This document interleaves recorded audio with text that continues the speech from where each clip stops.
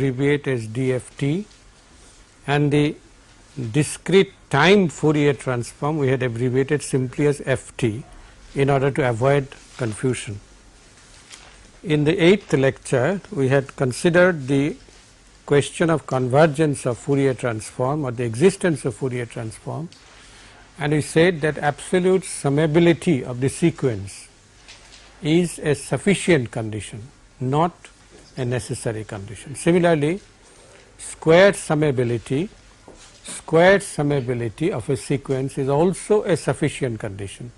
There are sequences which are squared summable, but not absolutely summable, and the example was 1 by n u of n minus 1.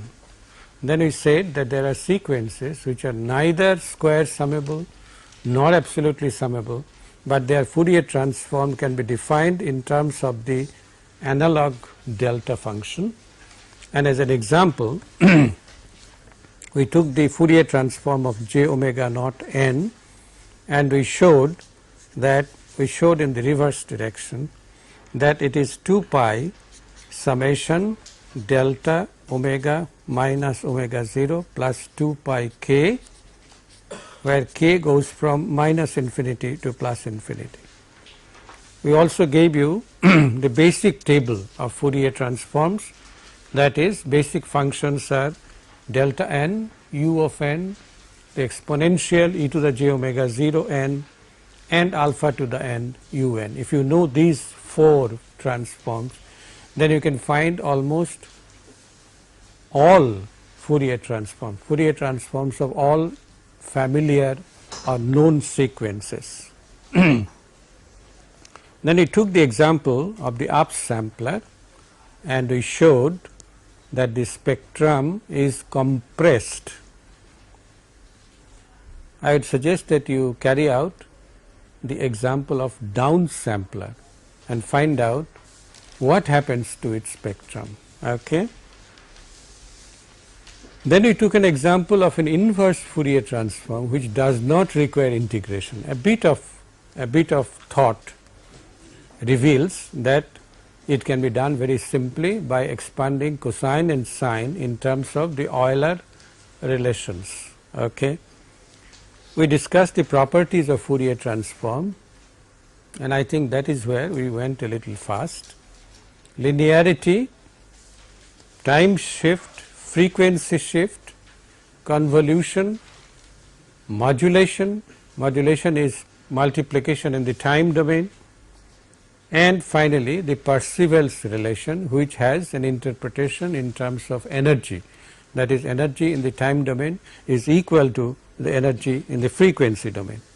And then we talked about the symmetry relations. Symmetry relations, that is, if x of n is the Fourier dual of capital X of e to the j omega, then we showed that x of minus n is the dual of x of capital X of e to the minus j omega, and x star of n is the dual of a pair of x star of e to the minus j omega. I made a mistake yesterday, unintentional. There should be a negative sign. One of the students pointed this out. And then if x1 is complex, then real part of x of n is the Fourier pair of half capital X of e to the j omega plus x star of e to the j omega, no minus, and the imaginary part of x of n is 1 over 2 j capital X minus this.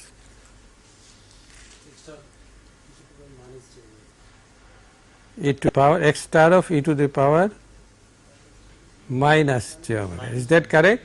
Yes, sir. Very good. That's it. Put a negative sign here. Okay. There are other symmetry relations which we want to mention casually because they are obvious, and it is that if x of n has the Fourier transform capital X of e to the j omega, which is x r plus j x j, then the even part of x n, the Fourier transform would be the real part x r. I am not writing the argument. The odd part of x n, the Fourier transform would be j times x j, and then x of e to the j omega, if I take the conjugate of this and I want to write an equality relationship, then instead of e to the j omega I should write e to the minus j omega. Okay. And if I take the real part is an even function, and therefore it is the same as x r of e to the minus j omega, that is omega changes to minus omega, it does not matter. The magnitude of x e to the j omega is also an even function, and therefore this is the same as magnitude of x e to the minus j omega, whereas the imaginary part of e to the j omega is an odd function, and therefore this is minus x j of e to the minus j omega. Agreed? And similarly, the angle of x e to the j omega is also an odd function, and therefore if I change omega to minus omega, I shall get this as equal to minus angle of x of e to the minus j omega.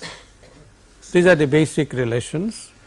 This is a repetition. The real part is even, the imaginary part is odd, the magnitude is even, the angle is odd, but repetition is beneficial for learning to a certain extent.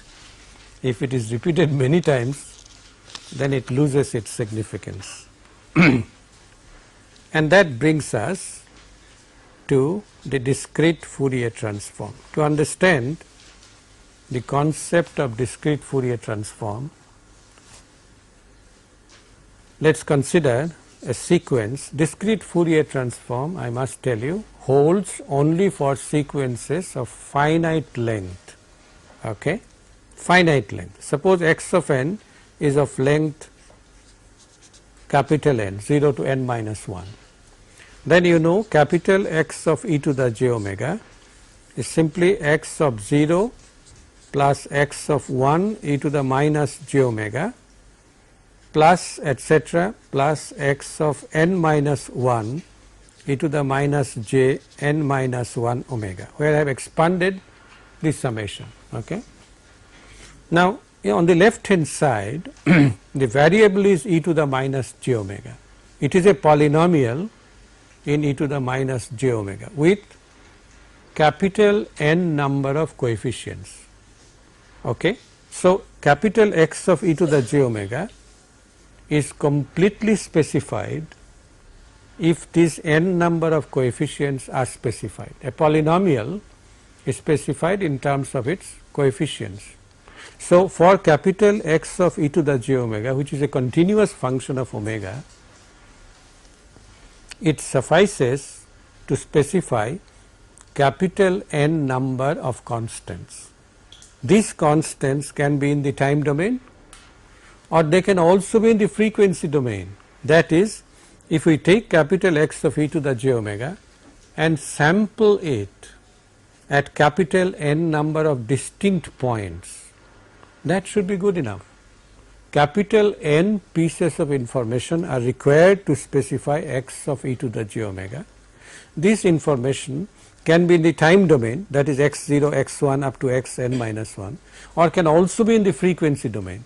In other words, if I sample capital X of e to the j omega at n number of points, sample capital X at n number of points, distinct points, then we have n independent pieces of information, and that should suffice. So, what we do is instead of the time domain constants, we take x of e to the j omega k, where k varies from 0 to n minus 1. This must be capital N number of distinct points in the omega domain. That should completely specify capital X of e to the j omega. That is, a part of the information is adequate to reconstruct the full information. Usually this is not possible. From only a few parts one cannot construct the whole, all right. If I give you pieces of a furniture, 2 or 3 pieces, it requires a lot of research to find out what the total furniture is. I simply give you 2 legs of a chair. This could also form a plank or some other furniture, okay. But it is possible in this instance because the function itself has only capital N pieces of independent information. The information about omega, this is a variable x of 1 shall be multiplied by e to the minus j 1 omega, and therefore, this is not an information. Information is only in terms of the constants. So, this is the basis of defining a DFT. The sampling at k number of points can be uniform or non-uniform. Uniform sampling is preferred because this keeps life simple. What we do is to understand this, let us construct a circle, okay, where omega is 0 here and omega goes in the anti-clockwise direction. Omega increases in the anti-clockwise direction. So, it goes from 0 to pi plus theta and then 3 pi by 2 and then goes to 2 pi. Why do we consider omega between 0 and 2 pi? This is well known. What is the reason? Because capital X of e to the j omega is periodic with a period of twice pi. So, within one period, if I take capital N number of samples, then I should take samples at every 2 pi by n. The region, the angle 2 pi, the range 2 pi, we divide into n equal intervals. So, this will be my first sample. If I call this x of 0, then my first sample will be x of 1, and then another 2 pi by n, I get x of 2 and so on. I come up to 2 pi by n multiplied by capital N minus 1, because if I multiply by capital N I get x 0 being periodic, and therefore, I shall get here capital X of n minus 1. Okay. This picture defines what is discrete Fourier transform. In other words, our definition of discrete Fourier transform is capital X of k. This symbol is used for capital X of e to the power j 2 pi by n multiplied by k. Omega k, 2 pi by n is the basic interval, k times that. Okay. So, this is what we are using for the discrete Fourier transform, DFT. This is defined as DFT of x of n, and this is obviously equal to summation x of n. It is the ft sampled at these values. So, instead of e to the minus j omega n, I shall have e to the minus j.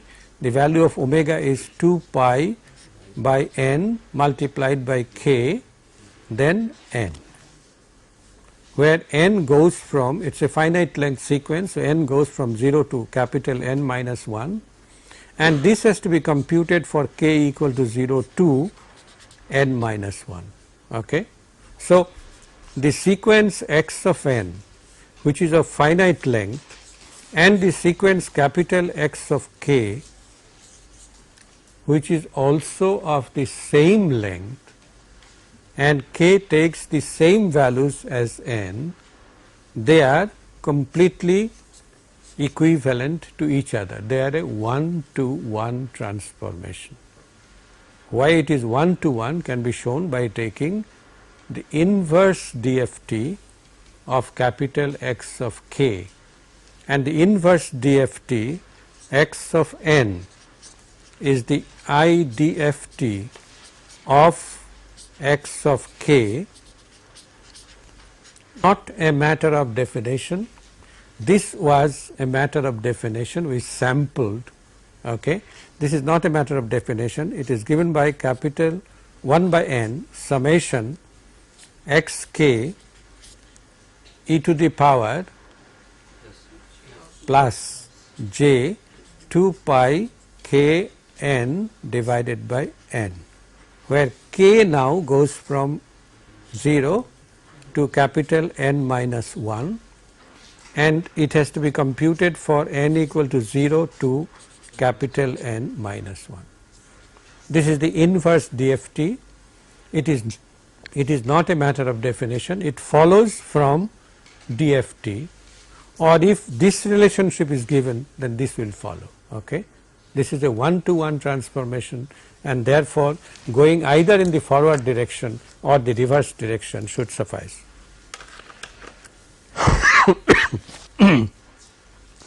In the literature, for historical reasons, the quantity e to the power j 2 pi by n, e to the minus j 2 pi by n is usually given the symbol capital W subscript n. It is a bit unfortunate that negative sign is associated with this, but this is how it has gone in the literature starting with the days of Cooley and Tukey. And therefore, we can rewrite our definition of discrete Fourier transform as summation n equal to 0 to capital N minus 1 x of n W n raised to the power k n. In a similar manner, the inverse DFT small x of n is 1 over n, do not forget this constant, 1 over n, k equal to 0 to n minus 1, capital X of k. Please distinguish between capital X and small x. Small x I write with curls, capital X is straight lines, two straight lines crossing each other. You might confuse between the two. This will be W n raised to the power minus k n. The values of k here are 0 to n minus 1, and the values of n here are 0 to n minus 1. This is a complete description of a finite length sequence, either in the time domain or in the frequency domain. Points to notice: capital X of k, in capital X of k, if I increment small n by capital N, does it change? No, it does not change. Therefore, capital X of k is periodic with a period of capital N. This is expected because capital X of e to the j omega is periodic with a period of twice pi. And what we have done is the interval twice pi we have broken up into capital N equal intervals, and therefore capital X of k should repeat after capital N number of samples.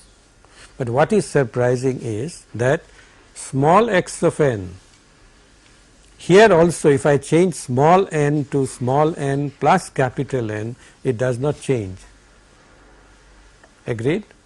Small x of n therefore is also forced to be periodic, although it was not. We did not start with a periodic x of n, we started with a finite length x of n which does not repeat. That is x of n exists only from 0 to capital N minus 1, but if you carry out the computation, if you continue to carry out, it will exist beyond small capital N minus 1 also, and also on the left hand side. So, this is an advantage as well as a disadvantage. Disadvantage is that it has changed the character of x of n, it has made it periodic. But if you confine your attention to 0 to capital N minus 1, there is no aliasing, there is no distortion. Okay? And therefore, it is important that in DFT our range of vision, whether in the frequency domain or in the time domain, should be from 0 to n minus 1. We can't go beyond that. All right? This is an important point. Whatever operation we do on DFT or the sequence, delay, multiplication, convolution, whatever we do, we cannot go beyond capital N minus 1. We cannot go below 0. We must confine ourselves to this limit. It is a very important point which will come up in a few seconds. This formula, the inversion formula, can be very easily proved, and in the previous case I did not prove it in Fourier transform. Here let me indicate the proof. If you take, I will only outline the proof, I will leave the algebra to you. If we take k equal to 0 to n minus 1 x of k w n raised to the power minus k n, the trick is the same. I mean, in Laplace transform, Fourier transform, discrete time Fourier transform or DFT, the trick is the same. What we do is we replace x of k by its value in terms of the definition of DFT. That is, we write this as k equal to 0 to n minus 1 summation x of, now w n raised to the power minus k n, n is already here, therefore we use another dummy variable. We say L equal to 0 to n minus 1 small x of L w n raised to the power minus k L, not minus, right, w n raised to the power k L. Why did we change this? Because L is a dummy variable, we can't confuse with n, all right, small n. Oh, okay. Now, these two summations are independent of each other, and therefore we can interchange. So, if we interchange L equal to 0 to capital N minus 1 x of L, then we combine these two and sum up over k, because both contain k, agreed. So, we get summation k equal to 0 to n minus 1 w n raised to the power k L minus n. If you take the interpretation of w n as e to the power minus j 2 pi by n and sum this up, then you will see very simply that it is equal to 1 if L is equal to n. No, it is equal to capital N if L is equal to n, obviously it is 1 summed up capital N times, not n minus 1 times, because we started at 0, that is capital N, it is 0 otherwise. It comes from a function like 1 minus e to the power minus j 2 pi, an integer, divided by 1 minus e to the minus j 2 pi by capital N.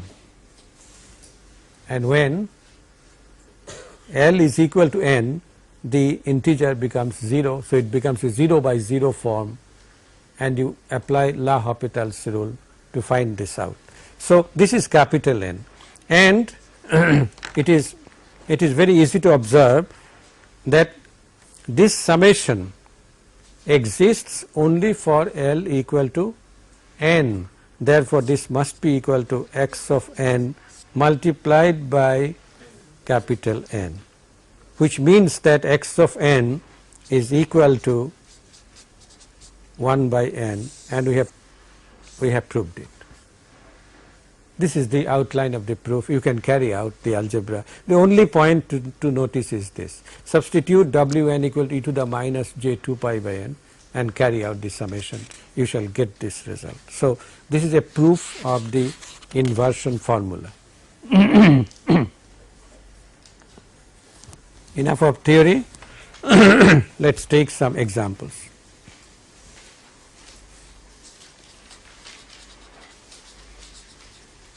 The first example that we take is the simplest sequence delta n. This is a 1 point sequence, isn't that right? 1 point.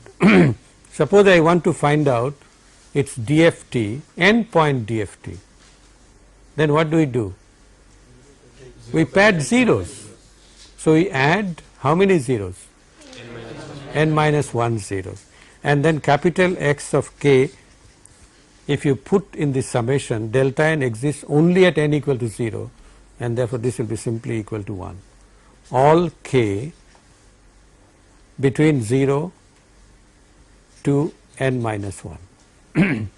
So, n point sequence, n point DFT is simply 1 1 1 1 1. Okay. Second example, suppose our impulse is delayed n minus m, and we want to compute its capital N point DFT. Obviously, the delay m has to be between 0 and n minus 1. If it goes out, then we are not concerned. We cannot see anything beyond capital N minus 1. We must close our eyes to any range beyond capital N. Okay. So, if you apply the definition, then you get summation delta n minus m w n raised to the power k n. This is the definition, n equal to 0 to capital N minus 1. But this delta function exists only at n equal to m, and every other point it is 0. Therefore, the summation reduces to a single term w n raised to the power k n. That is it for all k between 0 and n minus 1.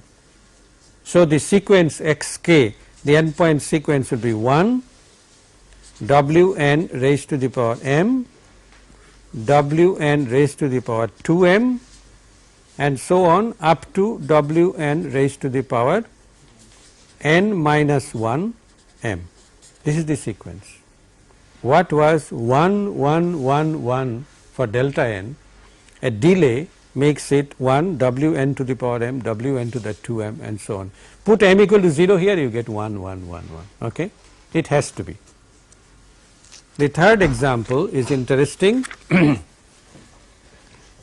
Third example is x of n equal to cosine of 2 pi r n by capital N, where r is a given integer. R of course has to be between 0 and n minus 1. R is an integer between 0 and n minus 1. And n, why it is confined to this? If we exceed, you will get the same result, and we cannot exceed. We should not go beyond capital N. This is our range of vision. The other things are forbidden regions. We cannot enter that region. Okay, I repeat this because it is a very important concept. In DFT, if you exceed capital N, then you are in trouble. You are in great trouble.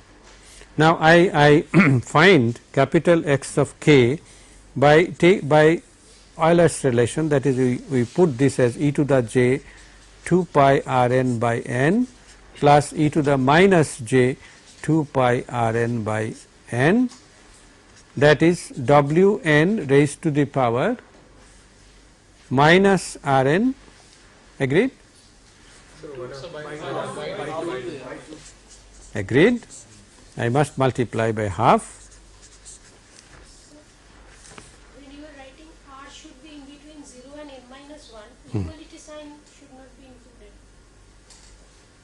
it can be included. Okay. If equality sign is included, then obviously it is a sequence 1, that is, it is 1 1 1 1, it is a gate. Okay. So, equality sign can be included. Yes, thank you, or Pita, I know at least one name now, plus this would be W n raised to the power R n. Once we have done this, finding x of k becomes very easy. We get half summation W n raised to the power minus R n. I am not writing, okay, let me write n equal to 0 to n minus 1, then W n raised to the power, yes, k n plus summation n equal to 0 to n minus 1 W n raised to the power R n W n raised to the power k n. No change of sign. That is the definition. This is the sequence and this is the definition. How could we do this? Because DFT operation is linear. Okay? We broke up into two, the sequence, two inputs, and I find the output as the sum of the two. So, this becomes capital X of k is equal to half summation n equal to 0 to n minus 1 W n raised to the power k minus R n plus summation n equal to 0 n minus 1 W n raised to the power R plus k n. And once again that same summation comes. This is equal to capital N if k is equal to R, 0 otherwise. In a similar manner, this summation is equal to capital N k equal to minus R. Now, that creates a problem. We should not go into the forbidden region, but what value exists at k equal to minus R should also exist at k equal to n minus R, because it is periodic. Therefore, in the range of vision k equal to minus R or n minus R, and it is 0 otherwise. So, x k is equal to n by 2 for k equal to R, n by 2 for k equal to capital N minus R, and 0 otherwise. In other words, the cosinusoidal digital signal, cosine 2 pi r n by capital N, has only two non-zero samples in its DFT. Let's see the plot.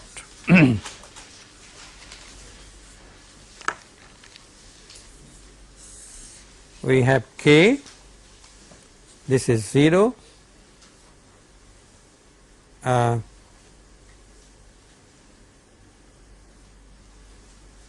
this is R, I can't show, and this is n minus 1, the end, and this is n minus R. So, I have only two samples, all others are 0. You understand there are samples in between this. Well, I can do it like this. There are breaks 0, 1, 2, 3, etc. up to R. At R the value is n by 2, here also it is n by 2, R and n minus R. Had we been allowed to look into cross the forbidden region, then we should have another sample here at minus R. Okay. So, the basic DFT consists of two signals, n by 2 and n by 2, and R at minus R. Although this is a forbidden region, I should not cross this, but I brought this into view for two reasons. One is that capital X of k is periodic, alright. So, whatever happens here must also happen here, alright. And the other thing is that cosine signal has only two samples of non-zero value, and these are at r and minus r. If you remember, cosine of omega 0 t, the spectrum of this has only two non-zero samples, and both of them are delta functions at plus omega 0 and minus omega 0. This is a reflection of the same fact. What we have done is we have taken the discrete equivalent of this, and we find instead of delta functions, that is impulses of infinite height, we get finite. This is the simplification afforded by discretizing the process. Okay? Our next concern would be a small comment that x of n, w n raised to the power k n, capital X of k, or small x of n equal to 1 over n, I forgot the summation, n equal to 0 to n minus 1, k equals 0 to capital N minus 1, and the other relation is capital X of k, w n raised to the power minus k n, small k goes from 0 to n minus 1, small n goes from 0 to n minus 1. The basic relationships DFT and IDFT. If you want to compute capital X of k, each capital X of k requires capital N number of multiplications. Okay? X of 0 multiplied by w n to the 0, although it is a trivial multiplication, let us consider all of them. We will see later how this simplifies. Then the next term, x of 1 w n to the power n 1, okay, and so on.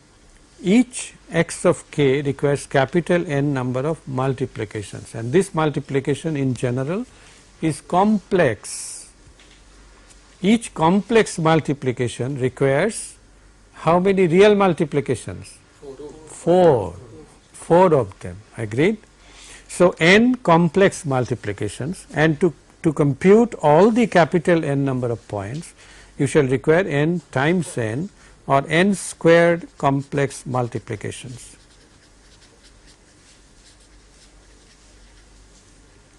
How many additions are required for each capital X of k? How many additions are required? N minus 1. N quantities added together requires n minus 1 additions, okay, and therefore the total number of additions would be n into n minus 1. And if capital N is something like 1024, then these quantities acquire astronomical dimensions, and therefore DFT, although it was known from Gauss's time, Carl Friedrich Gauss of electrostatics fame, Gauss's theorem or Gauss's divergence theorem in vector calculus. It was known from Gauss's time. Gauss used it, he did not know what is frequency, what is DSP, no, he did not know. He used it to compute things, to compute summations and with multiplications and so on, with Euler's formula, that is complex numbers and so on. He knew this. So, DFT in that sense was known, but nobody used it till about 1970s, early 70s, when these two gentlemen, Cooley and Tukey, Jim Cooley and I do not remember the initials of Tukey, they came out in 1965 or 66 with the so called fast Fourier transform, FFT, which is not a transform. first Fourier transform is an unfortunate nomenclature used by Cooley and Tukey and has gone into the literature like that. It is not a new transform, it is an algorithm for computing DFT or IDFT. You see, DFT and IDFT are of the same form, except for the change in sign of Wn, they are the same form, and therefore they came out with FFT with algorithms, numerical algorithms for computation of DFT and IDFT, which reduces the number of arithmetic operations drastically.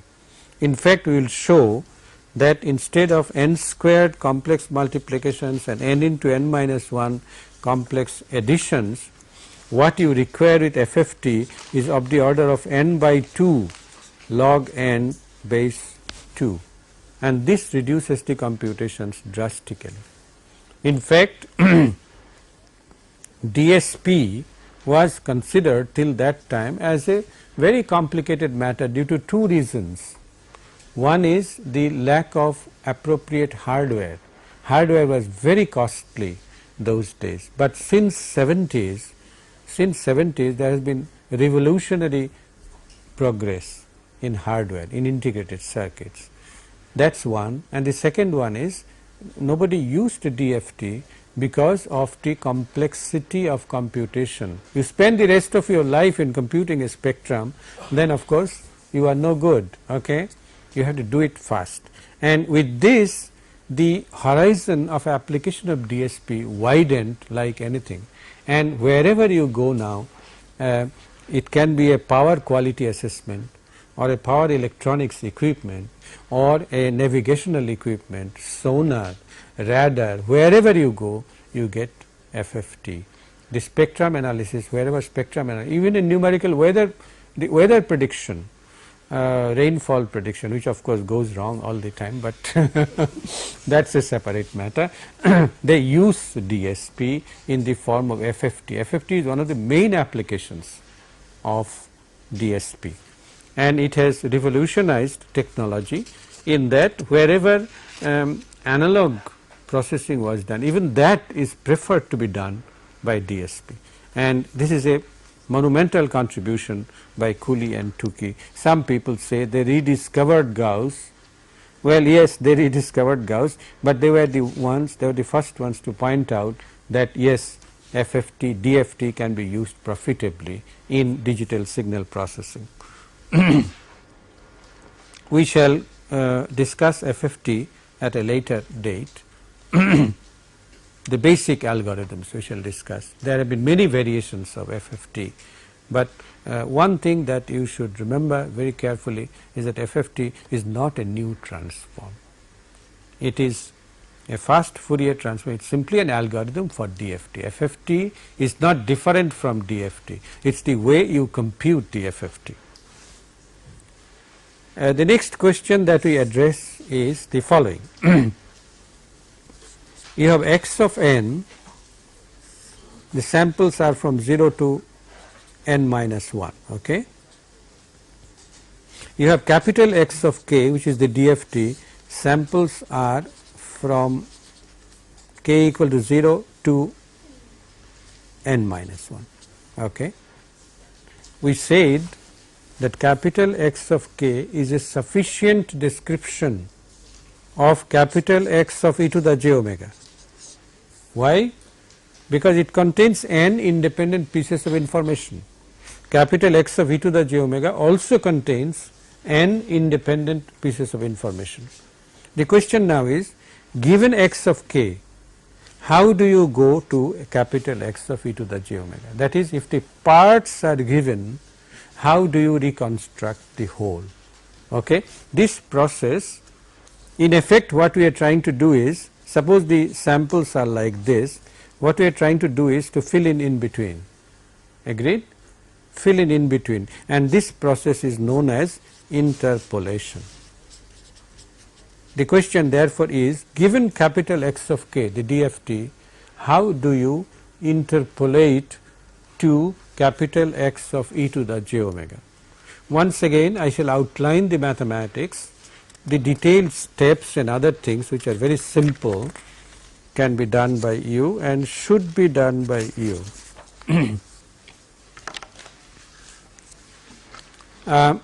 Capital X of e to the j omega is by definition small x of n e to the minus j n omega, where n goes from 0 to capital N minus 1, because x of n is of finite length. Now we do the same trick. X of n we substitute by the inverse dft, and then we interchange the limits of summation. Okay? We interchange the summations, n equal to 0 to capital N minus 1, x of n we write as 1 over n summation what did I use? We have to use k equal to 0 to capital N minus 1, capital X of k, then W n, let us write it as e to the power minus j, because I have e to the power here. Okay? Let me write instead of W e to the j 2 pi n k by n plus, thank you, multiplied by e to the minus j n omega. Now I interchange the two summations, that is k equal to 0 to capital N minus 1, 1 by n I can take out, 1 by n, and then capital X of k, because the summation is over k, and the summation over n, both of these contain small n, so let us combine them. N equal to 0 to n minus 1 e to the power minus j n omega minus 2 pi k divided by n. This is not a function of the form which will assume a value of capital N at some value, no, it is a continuous function, okay, and but the summation is a geometric summation. Okay.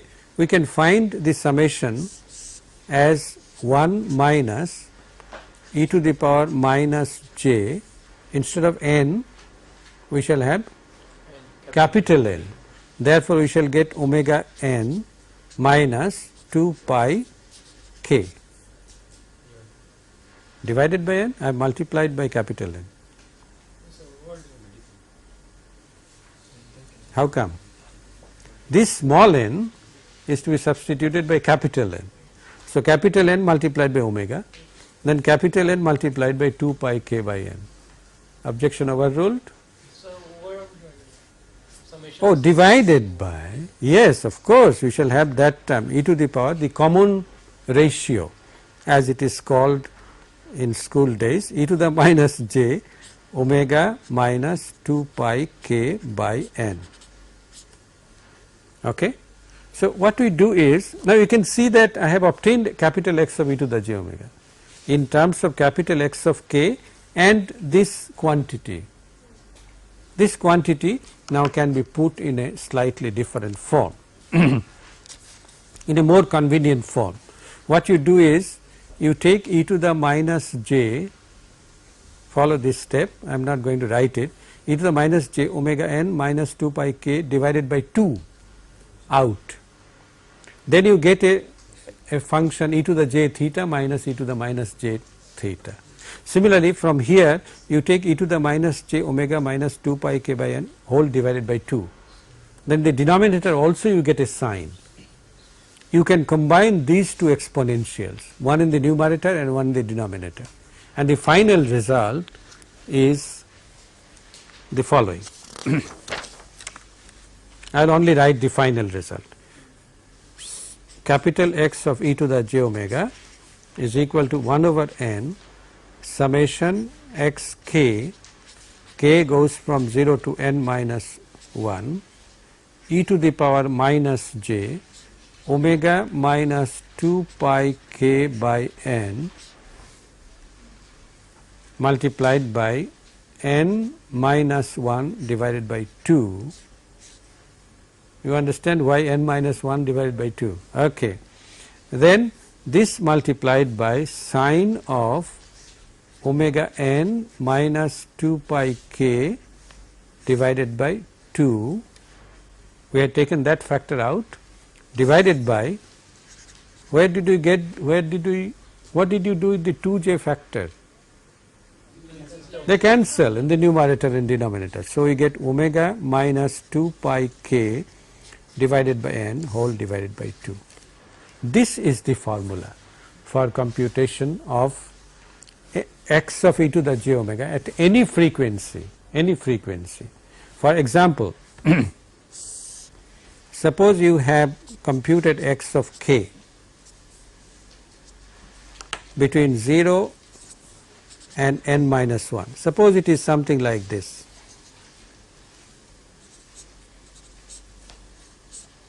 And so on. Okay. This is the gross spectrum of the finite length signal small x of n of length n. Now, maybe you are not happy with this. You are not completely convinced about the shape of the spectrum. You want to compute in between. Okay? You want to compute at a dense set of frequencies. If you do that using this formula, it can be programmed in the computer, there is no problem. You can find its magnitude, you can find its angle and so on. Suppose you do that and find frequencies like this. In between, you are interpolating in between. Okay? Then when you compute a sufficiently large number, then on the scope it will look like a continuous spectrum. Agreed? And this is what is done in a sonar application, for example.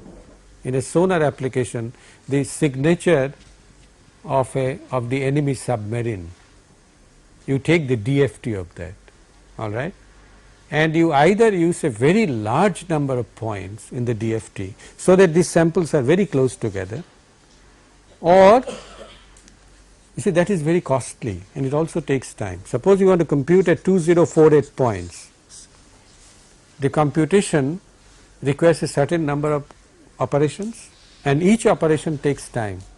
By the time you finish the computation, the enemy submarine may shoot you and sink your submarine. And therefore, what one does is one starts with a smaller number of points. You see, one starts with typically, let us say 128 points, which can be done very quickly. Then you get an idea of the spectrum of the signature of the enemy submarine. And if this fits the known data about enemy submarine collected through confidential secret means, then you shoot at the enemy. If it does not, if you are in doubt, because it can be due to reflection from a nearby big fish like a shark or maybe a submerged ship somewhere or some other object, or could be even one of your colleagues' submarine. Okay? If you are not sure, then you increase it to 256. Then you increase it to 512 till the spectrum makes you confident that it is the enemy or the friendly submarine. Okay? This is one of the major applications of DFT computed by FFT.